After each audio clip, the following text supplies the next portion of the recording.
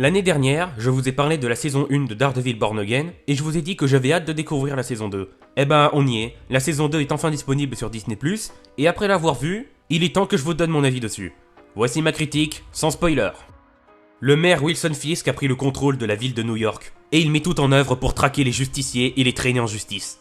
Même si pour lui, traîner en justice, ça veut surtout dire les enfermer dans des cages. Pourtant, son pire ennemi, Daredevil, est toujours en liberté, et lui au contraire va mener une rébellion pour tenter de renverser le caïd une bonne fois pour toutes. Mais pour gagner cette guerre, il ne devra pas seulement coopérer avec ses anciens alliés, mais aussi avec certains de ses ennemis. Cette fois, c'est pas seulement un combat entre Daredevil et le caïd, c'est une véritable lutte pour le contrôle de la ville.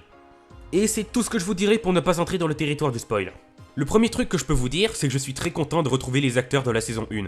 Que ce soit Charlie Cox, Vincent D'Onofrio, Deborah Ann Woll ou encore Wilson Bethel, tout le monde se donne à fond dans le rôle qui lui a été attribué. Tu sens que les acteurs ont pris un immense plaisir à incarner ces personnages de comics.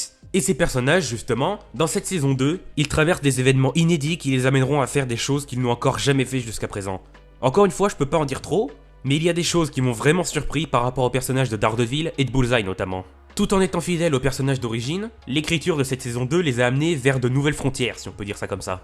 C'était un choix assez audacieux, mais pour moi ça a payé.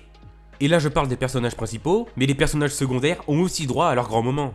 C'est vraiment un truc qui m'avait déçu avec la première saison, les personnages secondaires étaient assez creux, alors que dans la série Netflix d'origine, même les personnages secondaires étaient hyper intéressants. Et là, je dirais pas que c'est au même niveau que la série Netflix, mais on s'en rapproche. Typiquement, Daniel et Buck sont devenus beaucoup plus intéressants dans cette saison 2. Même si dans la première saison, ils étaient pas spécialement mauvais non plus. Mais je crois que ce que j'ai préféré avec cette saison 2, c'est tous les questionnements sur le vrai sens du mot justice. C'est quoi la justice? Protéger les innocents ou punir les criminels? Et la réponse à cette question est bien plus compliquée qu'elle n'en a l'air. Parce que d'autres options s'offrent à nous, mais encore faut-il savoir les trouver. Je n'ai toujours pas abordé les combats parce que c'est malheureusement la plus grosse faiblesse de cette saison 2. Sans être vraiment mauvais, les combats sont pas spécialement intéressants. En dehors des scènes dédiées à Bullseye qui sont vraiment poignantes, bah le reste est assez moyen. Pas raté, mais juste moyen.